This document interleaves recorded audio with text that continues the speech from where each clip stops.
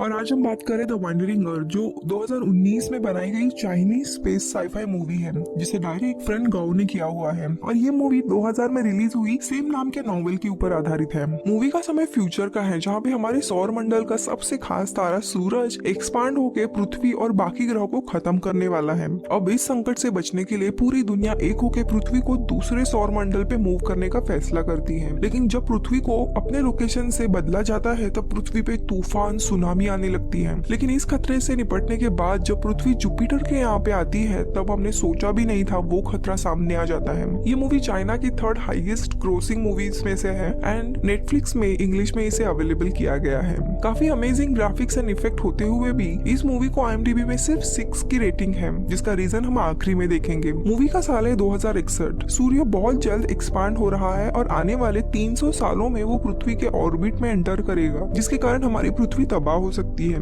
इस खतरे को देखते हुए दुनिया के बड़े बड़े देश आगे आते हैं और यूनिफाइड अर्थ गवर्नमेंट नाम की एक ऑर्गेनाइजेशन बनाते हैं, जिसका काम था हमारी इस पृथ्वी को नजदीकी अल्फा सेंटुरी नाम का जो दूसरा सोलर सिस्टम है उसमें मूव किया जाएगा। अब ये पूरा सफर 2500 साल का था। इतने दूर जाने के लिए पृथ्वी पे कई सारे लोकेशंस पे थ्रस्टर बनाए जाते हैं जिसे अर्थ इंजन भी कहते हैं। ये सारे थ्रस्टर या बूस्टर भी कहा जाता है वो फ्यूजन पावर प्लांट पे चल रहे थे, जिसके कारण पृथ्वी को बूस्ट मिल रही थी और वो अपने पोजीशन से मूव होने लगती है। अब ये पूरी सिचुएशन थी आज की। जब मूवी स्टार्ट होती है तब हम देखते हैं एस्ट्रोनॉट पैकियांग जो अपने 4 साल के एक बेटे के साथ बात कर रहे थे और उसे बताते हैं कि पापा जल्द ही एक मिशन पे जा रहे हैं, लेकिन जब भी तुम्हें पापा की याद आए तुम आसमान में तारों को देखना। जब भी तुम तारों को देखोगे तुम्हारे पापा ही तुम्हें दिखेंगे। इसके बाद पैकियांग स्पेस स्टेशन में अपने मिशन पे चला जाता है। तब तक उसने अपने बेटे क्यू को उसके नाना के पास सौंपा था। ये स्पेस स्टेशन दरअसल पृथ्वी का नेविगेशन सिस्टम था। मिशन शुरू होता है और पृथ्वी का सफर भी वैसे ही तय होता है, लेकिन पृथ्वी मूव करने के 2 साल बाद हमें उसके परिणाम दिखने लगते हैं। पृथ्वी जो खुद भी रोटेट होती थी उसकी ये मूवमेंट बंद कर दी जाती है, लेकिन इसके परिणाम ये होते हैं कि पृथ्वी पे तूफान सुनामी आने लगती है।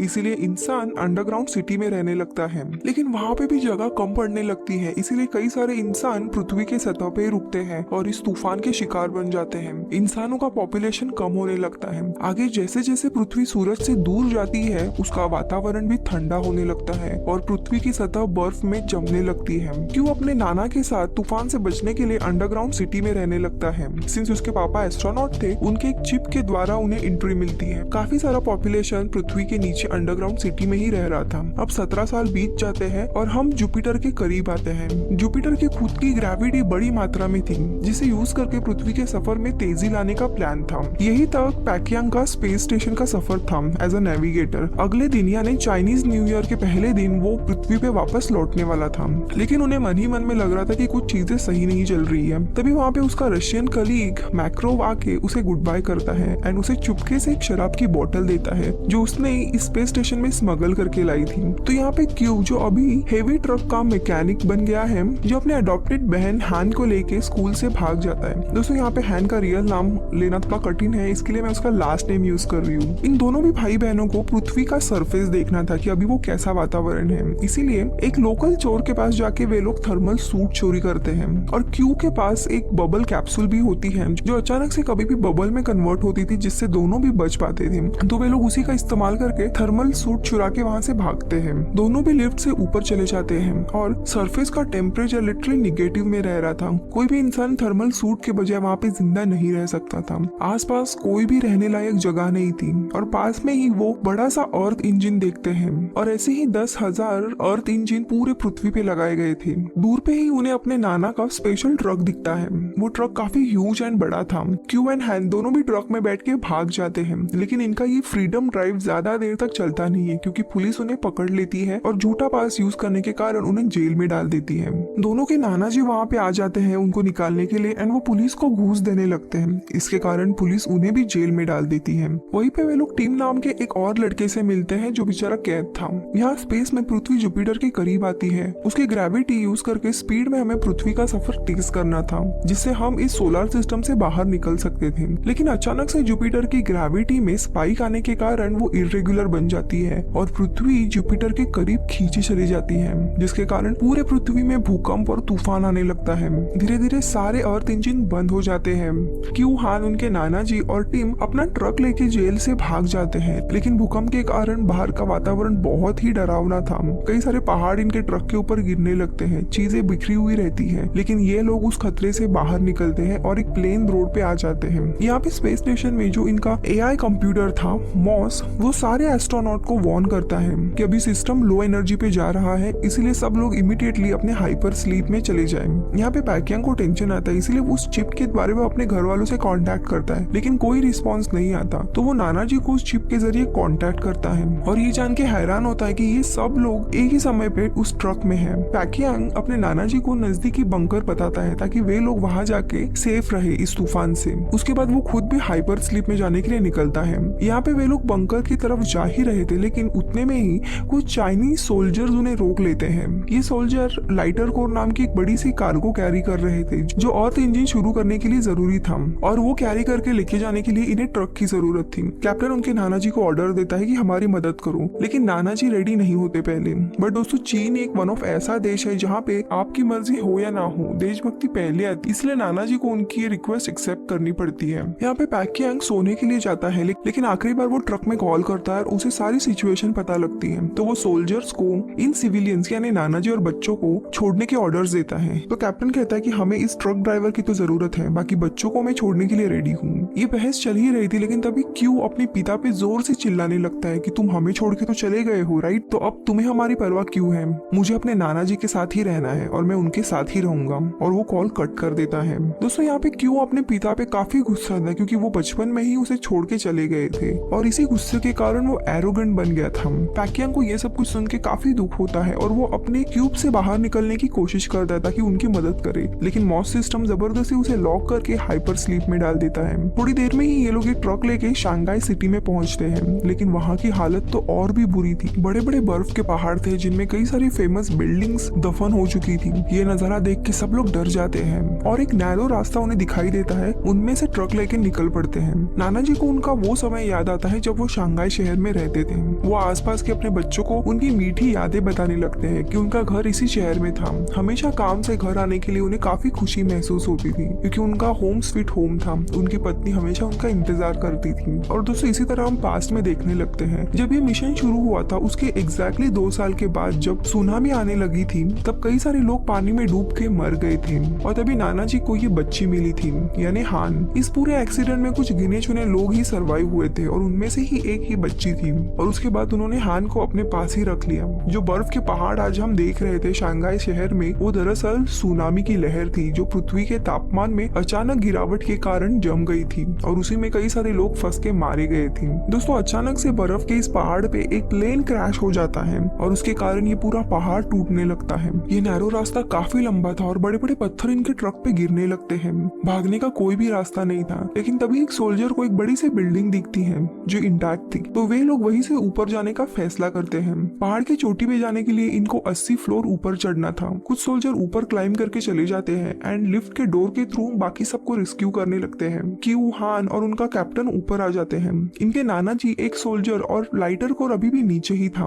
यहाँ पे कैप्टन बर्फ के सामने दीवार पे फायरिंग करने लगता है ताकि उन्हें बाहर जाने का रास्ता मिले। यहाँ पे बाकी के सोल्जर नाना जी, लाइटर कोर और उस सोल्जर को ऊपर खींचने लगते हैं, लेकिन तभी वापस भूकंप और फायरिंग के कारण बिल्डिंग बहुत जोरों से वाइब्रेट होने लगती है। तब तक वो लाइटर कोर तो ऊपर आ जाता है, लेकिन उसी चक्कर में नाना जी एंड वो सोल्जर नीचे अटक जाते हैं और लिफ्ट इन दोनों के ऊपर आ जाती है। लेकिन तभी वो सोल्जर अपनी जान की परवाह ना करते हुए सामने का जो लिफ्ट का दरवाजा रहता है उसे तोड़ता है एंड दादाजी को उस बीच वाले फ्लोर पे ही डाल देता है और उस बेचारे के ऊपर लिफ्ट गिर के वो मारा जाता है। इनके नाना जी बस 2 फ्लोर नीचे ही रहते हैं, लेकिन फिर भी कैप्टन उन्हें बचाने के लिए नहीं जाता। नाना जी का हेलमेट भी ऑलमोस्ट टूट गया था, तो उन्हें पता था कि बचने का कोई भी रास्ता नहीं है, इसीलिए वो सीधा हेलमेट निकाल देते हैं और बर्फ में फ्रीज होके उधर ही गुजर जाते हैं। हान एंड क्यू बहुत ही ज्यादा इमोशनल हो जाते हैं, लेकिन क्यू को उससे भी ज्यादा गुस्सा आ रहा था उस कैप्टन के ऊपर कि उसने उसके नाना जी को बचाने में मदद नहीं की। तब तक बिल्डिंग से बाहर जाने का रास्ता भी मिल गया था एंड ये सब लोग बाहर चले जाते हैं। क्यू उस कैप्टन के साथ झगड़ा करने लगता है कि तुम जस्ट नाम के ही सोल्जर हो, जब सिविलियंस की बात आती है तब तुम लोग मदद नहीं करते।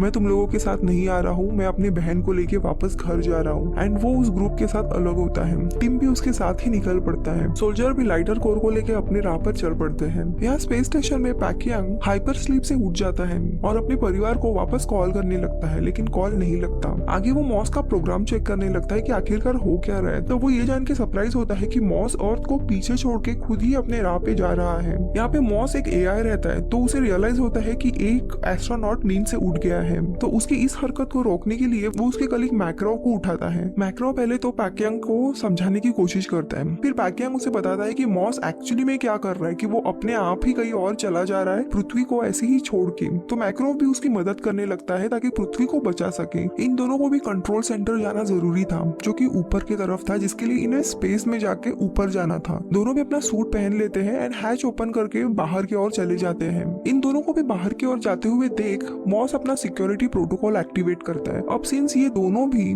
लॉ के अगेंस्ट काम कर रहे हैं, इस प्रोटोकॉल के अनुसार इन दोनों को भी मार डालना जरूरी था। तो वो इन दोनों पे हमला करने लगता है बाहर से। दोनों को भी काफी दिक्कत आती है इस अटैक के कारण। फाइनली मैक्रो खुद को सैक्रिफाइस करता है और पैकियांग को मूविंग सर्कल के यहाँ पे पुश कर देता है एंड खुद डीप स्पेस में खींचा चला जाता है। पैकियांग को अपना साथी खो जाने के लिए काफी दुख होता है, लेकिन थोड़ी देर के बाद वो कंट्रोल सेंटर में आता है। लेकिन वहाँ पे उसे पता लगता है कि उसके सारे राइट्स रिवोक कर दिए गए हैं, वो इस मिशन को बदल नहीं सकता। यहाँ पे क्यू, हैन एंड टीम दोनों को भी अपने रास्ते में एक नया ट्रक दिखता है। वे लोग उस ट्रक को ओपन करते हैं और उन्हें उसमें ली नाम का एक साइंटिस्ट मिलता है जो बहुत ही ज्यादा जख्मी था। ली उन्हें बताता है कि जुपिटर की ग्रेविटी अर्थ के एटमॉस्फेयर को अपने तरफ खींच रही है, जिसके कारण कोई भी प्लेन हवा में उड़ नहीं सकता और उसी के कारण वो क्रैश हो गया है। आगे वो बताता है कि ट्रक में टॉर्क इंजन है, यानी बहुत बड़ा अर्थ इंजन, जो उन्हें सुलावेसी इक्वेटर पे लेके जाना है और वहाँ का मेन इंजन शुरू करना है। उस ट्रक को लेके क्यों अपने घर पे लौट सकता था, लेकिन फिर भी वो ली की मदद करने का सोचता है और वे सब लोग सुलावेसी इक्वेटर पे जाने के लिए निकलते हैं। यहाँ पे पैकियांग मेन कंप्यूटर रूम में जाता है मॉस के कमांड को ओवरराइड करने के लिए, लेकिन तभी उसे मॉस बताता है कि ये जो भी चेंजेस चल रहे हैं वो उसके खुद के नहीं है। इनफैक्ट ये प्रोग्राम खुद यूनाइटेड अर्थ गवर्नमेंट का ही है। जब भी पृथ्वी को खतरा साबित होगा तब यूईजी ने एक प्रोटोकॉल लिखा था कि पृथ्वी के लोगों की मदद उन्हें नहीं करनी है और इस स्पेस स्टेशन को एक हैबिटेबल प्लैनेट ढूंढते रहना है। इस स्पेस सेंटर में जरूरत की सारी चीजें हैं, जैसे कि क्रॉप्स के सैंपल है, अलग अलग जानवरों के सैंपल है। इतना ही नहीं, ह्यूमन एम्ब्रोज भी रखे हुए हैं जो इंसानों को नए प्लैनेट में सिविलाइजेशन शुरू करने के लिए मदद करेंगे। भले ही पृथ्वी जुपिटर को टकरा जाके सारे इंसान पृथ्वी पे मर जाएंगे, लेकिन ह्यूमन रेस खत्म नहीं होगी। नए हैबिटेबल प्लैनेट में ये सारी चीजें वापस पैदा हो सकती हैं। ये सब कुछ सुनने के बाद पैकियांग को सूझता ही नहीं कि वो भी क्या कर सके, अपने बच्चों को कैसे बचाए। यहाँ पे जो सोल्जर्स की टीम थी उन्हें इस बर्फीले तूफान में उस लाइटर कोर को खींचना काफी कठिन हो रहा था और तभी अचानक से ठंड के कारण उनका एक सोल्जर भी गुजर जाता है। ये देख के बाकी मेंबर्स का हौसला टूटने लगता है कि ये मिशन इधर ही रोक देना चाहिए और सबको अपने अपने घर चले जाना चाहिए, लेकिन इसके लिए कैप्टन रेडी नहीं होती। इसलिए एक फीमेल सोल्जर लाइटर कोर को शूट कर देती है, जिसके कारण वो टूट जाता है। ये देख के कैप्टन काफी गुस्सा हो जाता है और ऑलमोस्ट उसे मारने ही वाला था, लेकिन वो खुद को रोकता है। इन सोल्जर्स को भी समझ नहीं आता कि वो क्या करें, कैप्टन के ऑर्डर सुने या अपने अपने राह पर जाएं। लेकिन तभी वहाँ पे क्यू अपना ट्रक लेके आता है और तभी क्यू उन्हें बताता है कि ट्रक में एक और टोर इंजन है जो वे लोग सुलावेसी लेके जा रहे हैं। इस मिशन के लिए उन्हें सोल्जर्स की मदद लगेगी, इसलिए सारे सोल्जर्स उसको ज्वाइन करते हैं। दोस्तों यहाँ कुछ ही समय के बाद वे लोग सुलावेसी पहुंच जाते हैं, लेकिन वहां पहुंचने के बाद उन्हें रियलाइज होता है कि किसी और टीम ने ऑलरेडी इंजन को स्टार्ट कर दिया है। इनफैक्ट पृथ्वी के बाकी सारे बूस्टर ऑलरेडी चालू हो गए हैं, लेकिन इसके बावजूद पृथ्वी अभी भी जुपिटर की ओर खींची चली जा रही है। पृथ्वी के ऊपर से हम जुपिटर को काफी क्लियरली देख सकते थे। स्पेस स्टेशन में भी मॉस पैकियांग को बताता है कि इस समय कोई भी रेस्क्यू मिशन का फायदा नहीं है और तभी मॉस पूरे पृथ्वी पे अनाउंसमेंट करता है कि अभी पृथ्वी के पास सिर्फ 7 दिन बचे हैं। आखिरी दिन पृथ्वी जुपिटर से टकरा जाएगी और सब कुछ नष्ट हो जाएगा। ये न्यूज सुनते ही पूरी दुनिया में मातम मच जाता है। कुछ लोग अपने आप को ऑन द स्पॉट शूट कर देते हैं और बाकी सब लोग बस कोई जगह ढूंढ रहे थे कि क्रैश के टाइम पे वो लोग कैसे भी छुप सके और बच जाए, लेकिन अंदर से ही उन्हें पता था कि ये सब कुछ तबाह होने वाला है। सबका हौसला डाउन हो जाता है। यहाँ पे साइंटिस्ट ली जो रहता है वो भी जोरों जोरों से रोने लगता है कि हमारे पास दरअसल सिर्फ एक ही दिन है, क्योंकि पृथ्वी की सारी हवा जुपिटर के ओर खींची जा रही है और हमारे पास एक दिन के बाद ऑक्सीजन भी नहीं बचेगा। यहाँ पे क्यू जो है वो लगातार जुपिटर को ही देखे जा रहा था और अचानक से उसे अपने पिता की एक बात याद आती है कि जुपिटर में काफी ज्यादा मात्रा में सिर्फ हाइड्रोजन ही है। तभी वो एक प्लान सोचता है कि अगर थ्रस्टर से हमने जुपिटर के हाइड्रोजन को इग्नाइट किया तो काफी बड़ा विस्फोट होगा और बड़ी मात्रा में एनर्जी वेव जनरेट होगी। इस वेव के कारण पृथ्वी दूर फेंक की जा सकती है। ये प्लान काफी कठिन था लेकिन नामुमकिन नहीं। वो ली और बाकी सबको ये प्लान बताता है एंड सब लोग तैयार हो जाते हैं। वे लोग प्लान बनाते हैं कि मेन इंजन को ही बंद करके पूरी दुनिया से इग्निशन का नया प्रोग्राम लोड करेंगे, लेकिन इंजन बंद होने के बाद उसे मैन्युअली चालू करना पड़ेगा। अब इस प्लान के अनुसार टीम और क्यू दोनों ट्रक लेके लाइटर कोर को मेन इंजन में डालेंगे। मैनुअल इंजन स्टार्ट करने के लिए सोल्जर की टीम इंजन की एक बहुत बड़ी इग्निशन पिन है उसे पुश करने जाएगी। तो तीसरी टीम होती है ली और बाकी साइंटिस्ट की, जो कि कंट्रोल रूम में जाके वो प्रोग्राम लोड करेंगे। हैन और जो फीमेल सोल्जर होती है वो कम्युनिकेशन रूम में जाएगी। इसी प्लान के अनुसार सब लोग अपने स्टेप्स लेते हैं, लेकिन इस मिशन में कई सारी दिक्कतें आती है। जैसे टीम और क्यू दोनों भी लाइटर कोर को इंजन में डालते हैं, उसके बाद लॉक बीच में आता है जिसके कारण वो पूरा प्रोग्राम अटक जाता है। तो दूसरी जगह पे इग्निशन पिन काफी बड़ी थी, इसलिए सोल्जर की मैन पावर कम पड़ने लगती है और यहाँ पे ली का प्रोग्राम भी 99% पे आके हैंग हो जाता है। यहाँ पे हैन जो छोटी बच्ची थी वो पागल होने लगती है कि अब कैसे भी उसे बचना था, और उसे अचानक से वो चिप मिलती है जिसके थ्रू वो पैकियांग को कांटेक्ट करती है। पैकियांग को उसका वो सारा प्लान बताती है ताकि कुछ मदद मिल सके। तभी मॉस उसे बताता है कि यही सेम आइडिया इजरायली साइंटिस्ट ने भी बताई थी, लेकिन इस मिशन का सक्सेस रेट 0 है। लेकिन फिर भी पैकियांग जो है वो यूईजी के अथॉरिटी को कांटेक्ट करता है और उसे परमिशन लेने के लिए। यहाँ पे यूईजी सिर्फ एक ही हेल्प करती है कि जो बच्ची का मैसेज था वो ब्रॉडकास्ट करने के लिए रेडी होती है। फिर उसके बाद हैन अपना मैसेज ब्रॉडकास्ट करती है पूरी दुनिया में। मैं और सोल्जर की टीम पृथ्वी को बचाने का आखिरी प्रयास कर रहे हैं और यहाँ पे हमें लोगों की जरूरत है। मुझे पता है कि आप में से कई लोगों ने अपना हौसला खो दिया है, लेकिन अगर हम सब एक होके इस पृथ्वी को बचाने का आखिरी प्रयास करेंगे तो शायद हम बच सकते हैं। तो यहाँ पे एक बच्ची से इतना इमोशनल मैसेज सुनने के बाद जो भी लोग भाग रहे थे कुछ जगह पे छुपने के लिए, कई सारे लोग इनकी मदद करने के लिए आ जाते हैं और जो इग्निशन पिन रहता है जो कि काफी बड़ा था उन्हें पुश करने में सोल्जर्स की मदद करते हैं और फाइनली काफी देर के बाद वो पिन लॉक हो जाती है। यहाँ पे क्यू भी अपने जान पे खेल के लॉक को निकालता है और टीम को साथ लेके उस ट्रक से भागने लगता है। अब सब कुछ रेडी था लेकिन इंजन अचानक से शुरू होने के कारण कई सारे पत्थर नीचे गिर जाते हैं और सोल्जर साइंटिस्ट की टीम जो रहती है वो जख्मी हो जाते हैं। यहाँ पे प्रोग्राम भी अपलोड हो जाता है। जैसे इनका ट्रक बाहर आ जाता है इग्निशन लॉन्च किया जाता है और मेन इंजन जो पृथ्वी का सबसे बड़ा इंजन था वो सीधा जुपिटर को निशाना लगा के रेड लाइट इग्नाइट करता है और सब लोग खुश हो जाते हैं। लेकिन ये इग्निशन इतना बड़ा होने के बावजूद वो जुपिटर ग्रह तक नहीं पहुंच पाता। 5000 किलोमीटर तक अभी भी वो इग्निशन दूर था। लेकिन तभी पैकियांग को याद आता है कि नेविगेशन सिस्टम में 30,000 टन का फ्यूल है जो इस इग्निशन में यूज हो सकता है, लेकिन मॉस सिस्टम उसे रोक। पैकियांग के पास वो शराब की बोतल थी जिसे वो यूज करता है एंड मॉस की तरफ फेंक मारता है जिसके कारण पूरे सिस्टम को आग लगती है और मॉस का सिस्टम खराब हो जाता है। वो आखिरी बार अपने बेटे को कांटेक्ट करता है और इस फ्यूल के बारे में बताता है कि वो अपना डॉग लेके उस इग्निशन में चला जाएगा जिसके कारण विस्फोट होगा, लेकिन क्यू मना कर देता है। क्यू यहाँ पे बहुत ही गुस्सा हो जाता है, उसे बहुत गंदी गंदी गालियां देने लगता है कि तुम ऐसा नहीं करोगे। और आखिरी बार वो अपने बेटे से बात करता है। वो पहले तो अपने बेटे से माफी मांगता है कि उसने अपने बेटे के साथ वक्त नहीं बिताया और उसे कहता है कि तुम जब भी जुपिटर को देखोगे तब तुम मुझे ही पाओगे। क्यू बहुत जोरों जोरों से रोने लगता है। वो जुपिटर को जब देखता है तब उसे अपने पापा का जो डॉग सिस्टम रहता है वो दिखाई देता है। वो सीधा डॉग उस फायर में चला जाता है एंड देखते देखते बहुत बड़ा विस्फोट हो जाता है जिसके कारण आग जुपिटर तक पहुंच जाती है। वहां के हाइड्रोजन को इग्नाइट करती है एंड बहुत जोरों से एनर्जी वेव जनरेट हो जाती है। ये देख के सब लोग डर जाते हैं एंड यहाँ वहाँ अंडरग्राउंड एरिया में भागने लगते हैं, लेकिन कोई रास्ता नहीं था। अगले 5 मिनट में ये वेव पृथ्वी पे आने वाली थी। क्यू उसके बहन को लेके ट्रक से उस इंजन के यहाँ पे छुपने के लिए जाता है, लेकिन एनर्जी वेव सब कुछ तबाह कर देती है और वे लोग उस ब्रिज से नीचे गिर जाते हैं। लेकिन तभी उनके पास कैप्सूल रहता है जिसके कारण वे दोनों भी बच जाते हैं। लेकिन इस हादसे में भी क्यू का हेलमेट टूट जाता है और आखिरी में वो इस ठंड से ही गुजरने वाला था। आखिरी बार क्यू इस पृथ्वी को बचते हुए देखता है और आंखें बंद करता है। दोस्तों पृथ्वी बच गई थी और अभी अपोजिट दिशा में वो जा रही थी जैसे पहले का प्लान था। हम फिर 3 साल के बाद देखते हैं क्यू बच गया था लेकिन उसके चेहरे पे बहुत बड़ी जख्म आई थी और दूसरे गैलेक्सी में जाने का ये जो मिशन का सफर है वो अभी भी जारी था। सब लोग अभी भी अंडरग्राउंड सेफ रह रहे थे। क्यू जो है वो अभी जूनियर ड्राइवर बन गया था और सब लोग उसे काफी रिस्पेक्ट के साथ देख रहे थे और ये मूवी इधर ही खत्म हो जाती है। तो दोस्तों ये थी मूवी द वॉन्डरिंग अर्थ। अब इसके इफेक्ट के बारे में अगर बात करें तो काफी अमेजिंग इफेक्ट्स है एंड देखने में काफी अच्छा लगता है, लेकिन फिर भी ये मूवी को 6 रेटिंग क्यों है। तो दोस्तों यहाँ पे जो मेन हीरो दिखाया गया है क्यू, वो काफी गुस्सैल एरोगेंट था। एक पॉइंट पे जब हम उसे देखते हैं तब उसे देखते देखते इरिटेशन होती है कि भाई ये इतना गुस्सा क्यों कर रहा है, हर बात पे सबको गालियां क्यों मार रहा है, इतना इतना ही नहीं, वो अपने पिता को भी बहुत गंदी गाली देता है जब उसके पिता पृथ्वी को बचाने के लिए जाते हैं। वो हमेशा खुद को जीनियस समझता था, भले ही वो गलत ही क्यों ना हो। अगर कोई मदद भी कर रहा है तो भी उसका एटीट्यूड ऐसे रहता था कि वो कोई मेहरबानी कर रहा है। अब ऐसा कैरेक्टर रिलेटेबल नहीं था।